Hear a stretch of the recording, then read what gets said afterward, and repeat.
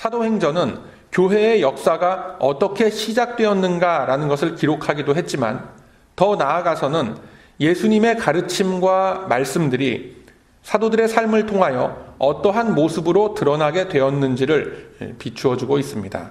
그렇기 때문에 사도행전의 주인공은 복음을 깨달은 사도들의 일생이 되어야 하는 것입니다. 그들이 자기들의 일생을 통하여서 어떻게 이 땅 위에 그리스도의 몸을 이루어 갔는지를 1차적으로는 데오빌로 각하로 대표되는 이방인 성도들에게 전하고 있습니다. 그리고 나아가서는 오늘을 살아가는 우리들에게 동일한 감격과 기쁨과 도전으로서 전해지고 있는 것입니다. 그 접촉점을 이루는 것이 바로 주님과 성도 사이에 교통 운행하시는 성령 하나님이십니다. 이 사실을 분명히 해야만 불건전한 성령 운동과 그릇된 성령 사역의 폐해로부터 우리들 신앙의 중심과 교회를 지킬 수 있다라는 사실을 꼭 기억하시길 바랍니다. 우리들은 그동안 오순절 성령 강림 사건의 의미와 함께 베드로가 행했던 첫 번째 설교를 2차례에 걸쳐서 묵상한 바가 있습니다. 첫 번째에는 오순절 성령 강림은 신랑 되신 예수님께서 그의 신부된 성도들과 함께 영원히 함께 할 것임을 선언하는 사건과 같았다라는 것을 결혼 예식과 같은 비유로서 살펴본 바가 있습니다. 그리고 성령 강림 사건은 우발적이고 돌발적인 사건으로 일어난 것이 아니라 이미 예언된 구약 성경의 성취로서 일어났던 것임을 확인하였습니다. 두 번째로는 그 사건을 보면서 의아해하는 당시의 유대인들에게 말씀을 선포하는 이 사역은 인간의 입술을 통한 하나님이 행하시는 일임을 우리가 확인한 바가 있죠.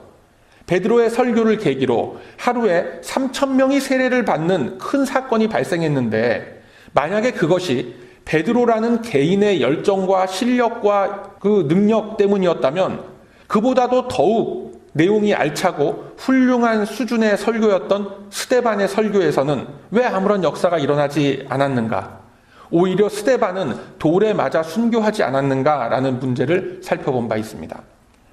이것을 통하여 성령 강림 사건이라는 것은 말씀을 듣는 자들의 마음속에 성령께서 직접 은혜를 주시는 방편으로서 말씀 사역이 이제 시작되었음을 알리시는 것으로 우리가 확인을 했었습니다. 즉 인간이 되어나는 하나님의 말씀은 옥토밭에도 떨어지고 돌짝밭에도 떨어지게 되는 법입니다. 옥토밭에 떨어지는 말씀은 3,000명이 세례를 받는 결과를 낳고 돌짝밭, 길가 옆에 떨어지는 말씀은 스데반과 같이 짱돌 세례를 받게 되었던 것입니다. 그래서 말씀을 받는 자들의 마음밭이 옥토밭이 되어서 뿌려진 말씀의 씨앗이 자라나고 열매를 맺도록 하는 것은 오직 하나님께서 친히 이루시는 사역이다라는 것입니다. 그분의 때에 그분의 방법으로서 반드시 이루어내시는 겁니다. 그래서 우리들은 항상 옥토밭의 상태를 유지하도록 간구해야 되고 또 하나님의 말씀을 듣고 접하는 것에 열심을 내야 하는 것입니다. 오늘 우리들이 접하고 있는 이 본문은 하나님께서 일하시는 손길이 우리의 삶 속으로 들어오면서 일으키고 있는 이 여러 과정들에 있어서의 모습들이 보여지고 있습니다. 자, 구약 성경에서는 이러한 모습들이 대개 전쟁의 모습으로 형상화되어서 나타나곤 했다라는 것을 여러분들이 다 기억하실 것입니다. 많은 이들이 사도행전의 말씀을 놓고 또는 사도행전에 많이 나타나는 전도가 이루어지고 교회가 세워지는 모습들을 보면서 익사이팅하게 열광을 하는데 그 큰 이유 중에 하나가 바로 38절의 말씀 때문이 아닐까 생각을 합니다. 말씀을 보면 너희가 회개하여 각각 예수 그리스도의 이름으로 세례를 받고 죄사함을 얻으라. 그리하면 성령을 선물로 받으리니 라고 되어 있습니다. 이 매우 단순하고 직설적인 말씀입니다. 즉 회개하고 세례를 받고 죄사함을 얻으라. 그리하면 성령을 선물로 받는다라고 하는 거죠. 회개, 세례, 죄사함, 성령 받음 모두 다 강력한 도전을 우리에게 주는 그러한 말씀인 것입니다. 이 전도 사역에 있어서 황금률과도 같이 여겨지는 그런 대목의 말씀입니다만 우리들이 알고 있는 성경 전반의 내용과 교리적 사실에 비추어서는 오해의 소지가 다분히 있는 그런 대목의 말씀인 것입니다. 자, 이 38절의 말씀은 원어를 놓고, 헬라어 원어를 놓고 의역을 해서 우리에게 알려졌기 때문에 이런 식으로 기록이 되어져 있는 겁니다. 이 원어를 보면 각 동사들을 연결하는 그 접속사의 표현이 뭐라고 되어 있느냐면 무엇에 근거하여 라고 해석이 되는 겁니다. 그래서 정확한 표현이 뭐냐면 너희들이 이미 죄사함을 받았기 때문에 이제는 회개하고 세례를 받으라. 그러함으로 성령이 너희들 가운데 선물로 주어졌음을 증거해라 라는 것입니다. 그런데 이렇게 표현이 되고 나면 뭔가 임팩트가 떨어지는 듯한 느낌을 우리가 받게 되는 거예요. 이게 무슨 얘기냐면 회개하라. 그러함으로 죄사함을 받으라 라고 하면 사람들은 누구나 납득을 할 수가 있습니다. 그래, 맞아. 내가 아무리 바르게 살았다라고 하더라도 사실은 나도 이런 부분이 좀 부족했어 라는 그런 생각을 하게 되죠. 당연히 누구나 마음속에 캥기는 게 한두 가지씩은 다 있기 마련입니다. 뭐 그다지 큰 죄라고 할 수는 없을 수도 있겠지만 누구나 양심에 캥기는 그런 행위들을 평소의 습관 속에서 몇 가지씩은 가지고 있는 것이 솔직한 현실입니다. 그러한 사람들을 앞에 놓고 회개하라. 그리하면 무엇을 얻을 것이다 라고 한다면 그 무엇이라는 것을 얻기 위해서라도 한 번쯤은 회개라는 것에 대해서 솔깃하게 생각하게 되는 법입니다. 특히나 복음의 원리에 대해서 좀 어둡거나 자신이 처해 있는 이 현실의 상황이 힘들고 고통스러운 경우에 대부분 사람들은 생각하기를 아니 내가 도대체 무슨 죄를 졌길래 내 인생이 이렇게 고통스러울까? 아니 내가 도대체 뭘 잘못하고 살았길래 내 인생이 이렇게 꼬일 수가 있나? 이러한 생각을 다 누구나 갖게 되는 겁니다. 그러한 사람들 앞에 놓고 회개하라. 그리하면 죄사함을 얻고 구원을 얻으리라 라는 이 시원한 솔루션이 딱 제공된다면 회개라는 행위를 마다할 사람은 아무도 없을 겁니다. 거기다가 하나 더 붙여서 그리하면 범사에 형통하고 마음과 육신이 강건할 것이고 돈벼락도 맞을 것이다 라고 한다면 마다할 사람 아무도 없죠. 그걸 보고 뭐라고 그럽니까? 뭐 삼중복음 오중축복? 뭐 오중복음 삼중축복? 뭐 그렇게 얘기들 하죠. 그런 말에 귀 기울일 필요 없고 그건 기독교가 아닙니다, 여러분. 단호하게 제가 딱 잘라 말씀드리는데 그거는 그냥 무당입니다, 여러분. 그런데 거기에다 대고 이제 모든 죄를 용서함을 얻었으니 회개할 수 있는 자리에 서서 구원의 완성을 위해서 정진하시오 라고 한다면 뭔가 인간이 이룰 수 있는 큰 동기부여가 빠진 느낌을 우리가 받게 되는 거예요. 사람은 무슨 일을 할 때 어떤 동기부여가 강하게 일어나야 그 일에 매달릴 수 있고 전념할 수가 있는 법입니다. 그것이 밖에 나가서 돈을 버는 일이건 자신의 내면을 충족시키는 일이건 간에 동기부여가 일어나지 않는 일에 열심으로 매달릴 수 있는 사람 아무도 없습니다. 우리가 스포츠 방송을 볼 때 집중하고 몰입하면서 손에 땀을 쥐게 되는 것은 그 결과를 모르고 보기 때문에 그렇습니다. 그 백중세의 경기를 보면서 마치 내 자신이 그 경기에 뛰어들어서 직접 땀을 흘리는 것과 같은 그런 감정 몰입이 되어야 그 경기가 더욱 재밌어지는 거죠. 그런데 이미 경기 결과를 다 알고 보는 재방송이라면은 그 몰입도와 집중도는 당연히 떨어지게 됩니다. 이 또 다른 측면에서는 성취감이라는 것을 느껴야 더욱 그것에 애착이 가게 되고 흥미가 붙게 되는 법이죠. 그런데 이미 결과가 다 나와 있는 상태에서는 더 이상의 도전을 갖기가 힘이 들게 되는 겁니다. 자, 이 같은 사실을 우리의 신앙생활에 대입을 해봐도 마찬가지입니다. 사람은 누구나 기본적인 사고방식을 갖고 있기를 원인이 있어야 결과가 있다라고 생각을 합니다. 특히나 그 원인을 내가 쥐고 흔들 수 있고 조절할 수가 있다면 당연히 그 결과는 내가 생각하는 방향대로 나와야 한다라고 믿게 되는 겁니다. 즉, 내가 회개라는 행위를 하게 되면 당연히 죄사함이라는 결과가 나오기 마련이다로 가게 된다라는 겁니다. 다시 말해서 내가 회개라는 원인 제공을 하게 되면 죄사함이라는 결과를 얻게 되는 것으로서 정확하고 깔끔하게 맞아떨어지는 것 같습니다. 그렇지 않습니까, 여러분? 그런데 이것이 성경의 가르침이 아니라는 데 문제가 있는 겁니다. 성경의 가르침은 우리들이 알지도 못하고 얻을 수도 없는 이 죄사함이라는 것을 위하여 그리스도께서 이미 우리를 위해서 속죄의 제물이 되셨다라는 것을 말씀하고 있습니다. 지금 베드로 앞에서 베드로의 설교를 듣는 이 무리들은 이미 예수 그리스도의 십자가 사건을 다 알고 있는 사람들입니다. 게다가 경건한 유대인의 무리들이었다라고 했습니다. 그들은 이미 하나님께서 메시아 언약을 맺어주신 것을 믿고 있었고 그것을 기다리면서 말씀을 따라서 경건하게 살고 있던 그런 부류의 사람들이었습니다. 그러한 사람들 앞에서 베드로가 지금 선포하고 있는 것입니다. 자, 본문 40절 말씀에 보면 여러 말로 확증하고 권했다라고 되어 있습니다.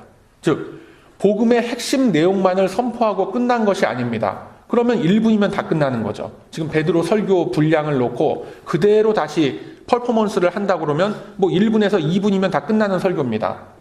그런 것이 아니라 마치 요즘 시대에 강단에서 설교를 하듯이 말씀을 전했던 것입니다.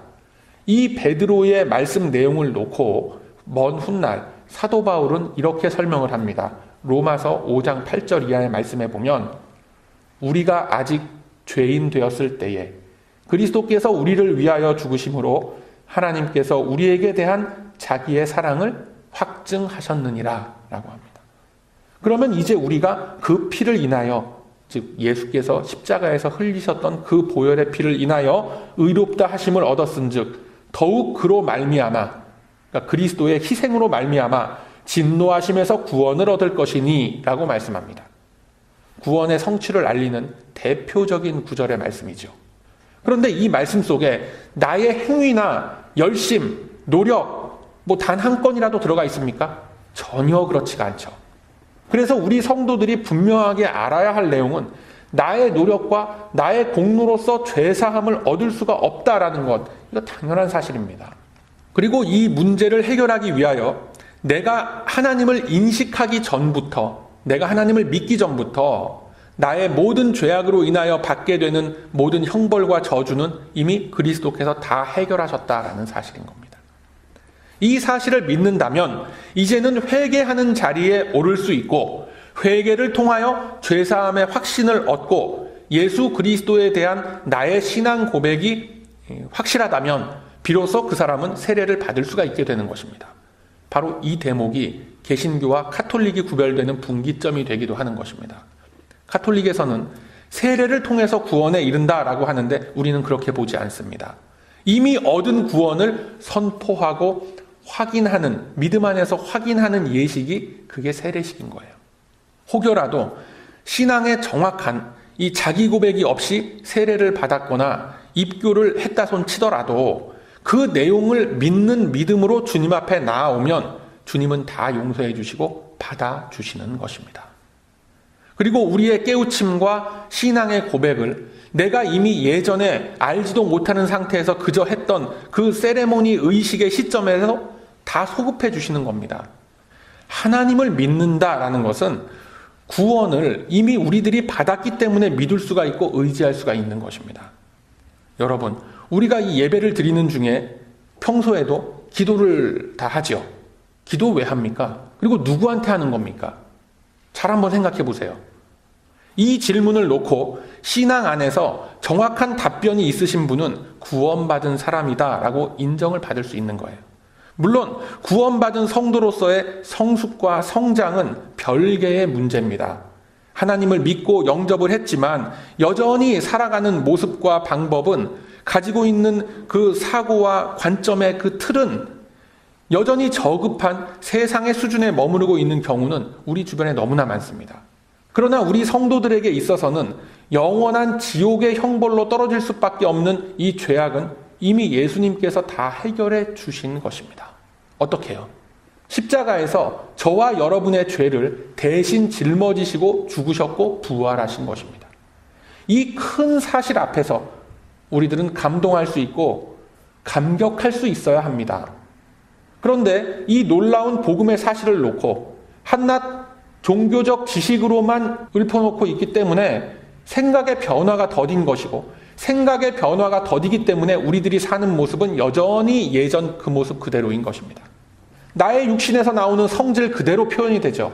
그리스도의 성품을 닮아간다라는 것은 그저 영원한 소망에 머무르고 있는 것이 이 솔직한 저와 여러분의 현실이 아니냐라는 겁니다. 여러분, 우리는 죄사함을 받고 거룩한 성도로 부르심을 입은 존귀한 지체들입니다. 우리들이 지내는 대강절이라는 절기는 그 부르심의 소망을 성자 하나님께서 친히 이루시기 위해서 육신을 입고 이 땅에 오신 것을 기억하는 절기인 것입니다. 마냥 연말연시의 분위기에 취해서 해피 홀리데이 할 수 있는 그런 성격의 절기가 아닌 겁니다. 물론 믿음의 성도들에게는 구원의 기쁜 소식이 다윗의 동네에 나신 것이지만 잘 보세요. 믿지 않는 사람들은 아니 뭘 안다고 그렇게 기뻐서 날뛰는지 알다가도 모를 일입니다. 우리에게는 기쁜 날이지만 안 믿는 사람들에게 사실 크리스마스라는 것은 기쁠 것이 없는 날입니다. 오히려 등골이 송연해지는 준엄한 경고가 발송되는 날인 것입니다. 왜요? 예수님의 초림으로 인해서 구원의 문이 활짝 열렸습니다. 열려 있는 동안에 이 문 안으로 들어와야 하는 겁니다. 문 닫히고 나면 더 이상의 구제의 방법이 없습니다. 그러면은 그 문 언제 닫힙니까? 예수님이 다시 이 땅에 오시는 날 문은 닫힙니다. 물론 그 전에도 문은 닫힙니다. 언제예요? 그걸 놓고 이 관뚜껑 닫히는 날이라고 그렇게 표현을 하면 이건 너무 좀 잔인하고 우리에게 주어진 생명이 다하는 날까지 예수 그리스도를 나의 구세주로 영접하지 못하면 그걸로 끝인 겁니다. 더 이상 어떻게 방법이 없어요. 이 땅에 남은 자손들이나 주변 사람들이 아무리 기도하고 빌고 또 빌어도 한 번 닫힌 문은 슬피 울며 이를 갈아도 다시는 열리지 않습니다. 열어달라고 애걸복걸하는 그 자들에게 주님은 어떻게 말씀하시냐면 진실로 너희에게 이르노니 내가 너희를 알지 못하노라 라고 말씀합니다. 마태복음 25장 열처녀 비유에 나오는 말씀입니다. 그렇지만 우리들은 예수께서 이 땅에 친히 내려오셔서 흘려주신 거룩한 보혈로 말미암아 하나님께서 이미 믿음의 선조들과 맺어주신 언약 성취의 주인공들이 돼서 이 자리에 앉아있을 수가 있는 것입니다. 우리들에게 있어서는 메리 크리스마스라서 기쁜 것이 아니라 이 사실을 정확히 알고 있는 믿음이 나의 고백이 되기 때문에 주님 앞에 당당히 내가 설 수 있는 나의 무기, 나의 미천이 되기 때문에 기쁠 수가 있는 것입니다. 이해가 되세요? 무슨 얘기인지? 여러분, 혹시 요 근래에 신과 함께라는 영화를 보신 분 계십니까? 이 하정우, 차태현 그렇게 되죠? 예, 이 시대 최고의 배우들이 등장을 하는 그런 영화인데 사실 이 영화는 불교에 기초한 영화예요. 이 선량한 소방관으로 열심히 살아가고 있던 그 주인공이 차태현 씨가 그 역할을 맡았는데 어느 날 화재 진압 현장에서 사고를 당해서 사망에 이르게 됩니다. 주인공은 영혼만 남은 채 이 저승사자, 그러니까 하정우한테 이끌려서 저승의 여러 그 재판관들 앞에서 재판을 받게 됩니다. 이 영화가 불교 영화이기 때문에 49제라고 하죠. 그 49일 동안에 여러 단계의 재판정을 거치면서 그중 단 한 재판정에서라도 퇴짜를 맞으면 지옥불에 떨어지고 재판의 과정들을 다 통과하면 비로소 천국에서, 그러니까 그쪽 표현으로는 극락에서 안식할 수 있다라고 하는 뭐 대략 그러한 줄거리를 가진 영화입니다. 아무튼 살아있을 동안에 죄를 짓고 살면 안 된다라는 교훈을 주기 위한 영화인데 상당한 호평과 함께 흥행에 아주 크게 성공한 뭐 그런 영화라고 합니다. 제가 기독교인의 입장에서, 목회자의 입장에서 그 영화를 봤을 때 여러 가지가 우리들이 알고 있는 사실과는 차이가 있다라는 생각이 드는 가운데에 가장 중요한 차이점과 그 포인트는 그 주인공이 천국에 들어갈 자격이 있음을 증명하는 그 근거가 그 사람의 선행과 노력에 있다라는 점이었습니다. 이것이 오늘 우리가 나눈 본문 38절 해석에서부터 비롯되는 우리 인간이라는 존재가 자연스럽게 갖는 자기의, 인과 응보의 법칙에서 헤어나오지 못하고 있다는 것을 보여주는 겁니다. 우리는 나의 조건과 나의 자격으로서 어느 정도의 일정 수준을 이루면 충분하지 않겠는가라고 생각을 하지만 하나님의 말씀은 너희들의 노력과 너희들의 의지와 수고로서는 아무것도 안 된다라는 것입니다. 우리들의 생각으로는 마치 이 학력고사 커트라인 같은 것이 있어서 그래도 내가 아무리 이렇게 살았어도 그래도 한 60점 이상 정도는 이렇게 되면 통과되겠지라는 기대를 갖는 게 우리 인간의 마음인데 하나님의 답변은 이런 겁니다. 너희들이 무슨 답을 쓰던지 간에 죄다 빵점이다라는 거예요. 우리들의 실력으로는 도대체가 안 되기 때문에 하나님이 어떻게 하신 거냐면 아예 시험지를 다 찢어버리고 제 시간에 맞춰서 교문 안으로 들어오는 사람은 더 이상 이유를 불문하고 과거를 묻지 않고 다 통과시켜주고 합격시켜주는 겁니다. 교문 안에 들어온 어떤 학생은 오늘이 그 시험날인 줄도 모르고 그저 학교에 정시간에 맞춰서 그냥 왔을 뿐입니다. 그래도 통과, 합격이라고 하는 겁니다. 예수 그리스도를 믿는 믿음이라고 써있는 그 교문 안으로 걸어 들어가기만 하면 일단 다 합격이 되는 거예요. 아니 실력도 없는 사람을 그냥 제 시간에 교문 안으로만 들어갔다고 다 합격을 시켜주면 그 학교는 어떻게 되란 말인가? 그 학교 학생다운 실력은 바로 그때부터 길러지는 거예요. 인생의 고난과 고통, 시련과 연단이라는 그 바위덩어리 앞에 막히고 얻어 터지면서 성도답게 다듬어져 가는 것입니다. 이것이 우리도 몰랐던 사이에 예수님께서 이루어 놓으신 죄사함의 실체인 것입니다. 그리고 이것이 기독교의 핵심 복음이 되는 거예요. 이 사실을 우리들은 이스라엘의 역사를 통해서 그리고 우리들이 살아가고 있는 이 현실 속에서도 충분히 느끼고 있는 것입니다. 이제 이 베드로의 설교를 재구성을 해보면 이렇습니다. 너희들이 죽인 예수를 하나님께서 다시 살리셔서 구세주와 메시아가 되게끔 하셨다. 이 일에 나와 같이 있는 이 무리들이 다 증인이다. 이제 이 사실을 눈앞에서 목도한 너희들도 이제는 우리와 같이 다 죄사함을 받았고 하나님의 자녀로서 부르심을 입은 확신을 가질 수 있게 되었다라는 것입니다. 이것이 바로 오늘 본문 38절에서 베드로가 선포했던 복음의 실체이면서 40절에 기록된 여러 말로 확증하고 권했다던 그 말씀인 줄로 믿으시길 바랍니다. 이러한 복음의 확신을 가졌기 때문에 그날에 세례받는 사람의 수가 3,000을 넘었다라고 했습니다. 사랑하는 우리 베다니 가족 여러분, 그 이후에는 즉 세례받은 이후엔 그럼 어떻게 됩니까? 세례받은 이후에 우리 앞에는 뭐가 펼쳐집니까? 바로 교회가 펼쳐지는 겁니다. 이제 앞으로 우리가 사도행전의 말씀을 쭉 묵상해 나아갈 텐데 사도행전의 말씀은 이러한 믿음의 확신을 입은 성도들이 어떻게 교회를 세워가는지에 대한 그 말씀이 쭉 펼쳐지고 있는 겁니다. 이제 이 땅 곳곳에 세워지는 교회는 실존 속에 거하시는 예수 그리스도의 몸입니다.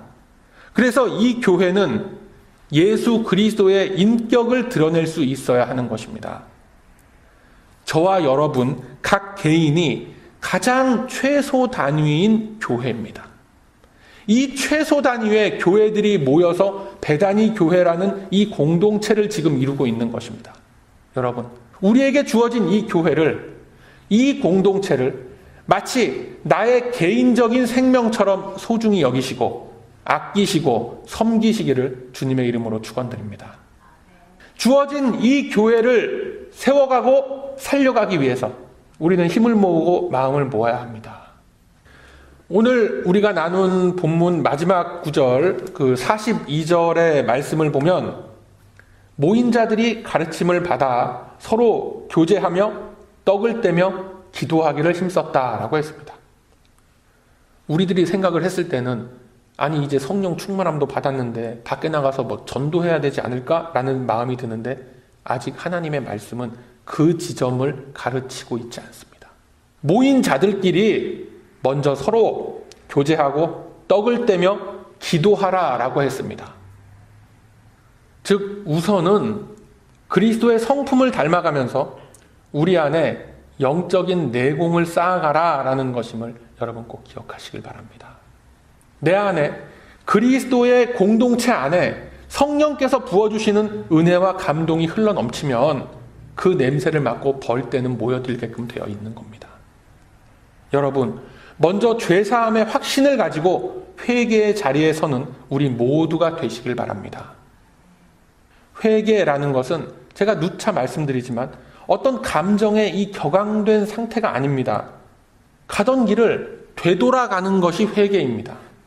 내가 가고 있었던 길이 잘못 접어든 길임을 알고 그 길에서 빠져나와서 반대의 길을 가든지 다시 올바른 길을 찾아 들어가는 것이 그게 회개입니다. 그래서 뉘우칠 회, 고칠 개자를 써서 회개라고 하는 겁니다. 내가 길을 잘못 찾아 들어갔구나. 이 일을 어떻게 한단 말인가. 주여 도와주소서라고 울고 주저앉아 있는 것은 잘못된 길을 갔음에 대해서 후회하고 애통해하는 거지 고치는 길로 접어든 것이 아닙니다. 주저앉아 있는데 무슨 고치는 길로 접어들고 있다는 거예요. 주저앉아서 울부짖는 것까지는 다 해요. 성경적 표현으로는 재를 뒤집어 쓰고 옷을 찢고 통곡하는 것까지 합니다.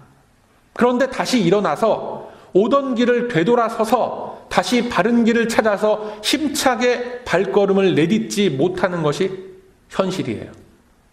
다시 말씀드려서 회는 하는데 개를 못하는 거예요.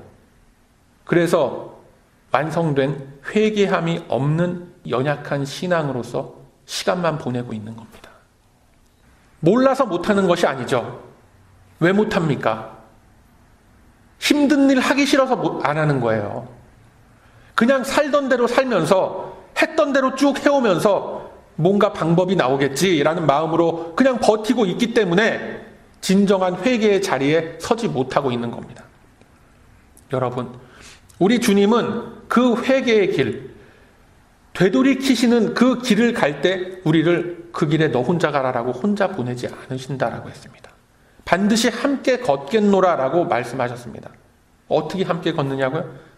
그래서 오순절에 성령님께서 이 땅에 오신 겁니다. 이제는 하나님의 예정된 부르심을 입고 죄사함의 자리에 세워진 성도의 곁에 서서 주님 다시 오실 그날까지 언제나 함께 동행하시는 그리스도의 힘과 능력으로서 성령은 우리 안에 거하고 계신 겁니다. 그리고 그 자리에서 우리를 격려하고 용기를 주시고 힘을 북돋아 주시는 거예요. 그래서 베드로의 설교를 듣고 마음에 찔려하는 백성들이 이제 우리가 무엇을 해야 한단 말인가? 라고 했을 때 베드로가 외쳤던 겁니다. 이제 너희는 죄사함을 다 받았으니 어떻게 받았어요? 그리스도께서 이미 다 이루셨으니 회개의 자리에 세워진 것이다. 이제 회개함으로 하나님의 자녀 되었음을 나타내 보여라 라고 외친 그 울림이 바로 오늘 이 말씀을 통하여 저와 여러분에게 주시는 하나님의 음성인 줄로 믿으시길 바랍니다. 이것이 바로 교회로 부르심을 입은 우리들 각자의 심령 안에 채워가야 할 믿음의 참된 내용인 것입니다. 이 말씀의 확신을 가지고 주님 앞에 나와서 나의 행동과 나의 태도를 고치는 길에서 몸부림치면서 그리스도 지체됨의 자리를 지켜나가는 그 심령들 속에 우리 주님은 큰 은혜를 베풀어 주실 것입니다. 주님의 크신 은혜는 나를 억누르고 있던 좌절감과 자포자기 상태와 같은 그런 마음으로 하루하루를 그저 살아가기에 급급했던 우리들의 지친 이 마음을 다시 일으켜 세워주실 것입니다. 여러분, 내가 다시 살아날 때, 그리고 여러분 각자가 다시 살아날 때 우리가 모인 이 교회 공동체도 다시 되살아날 것입니다. 하나님은 그저 식물인간처럼 쓰러져 있는 이 그리스도의 몸을 그냥 방치하지 않으실 것입니다. 여러분, 이것이 오늘 우리 교회 공동체에 보여주신 하나님의 마음임을 다 믿고 온 마음을 열고 교제하며 떡을 떼며 기도에 힘쓰시길 바랍니다. 주님은 저와 여러분을 그리고 이 베다니 공동체를 반드시 일으켜 세워주실 것입니다. 그 확신을 품고 돌이켜 바로잡아 나아가는 그 길 위에 함께 서서 우리 서로를 격려하며 나아가는 우리 모두가 다 되시기를 바랍니다.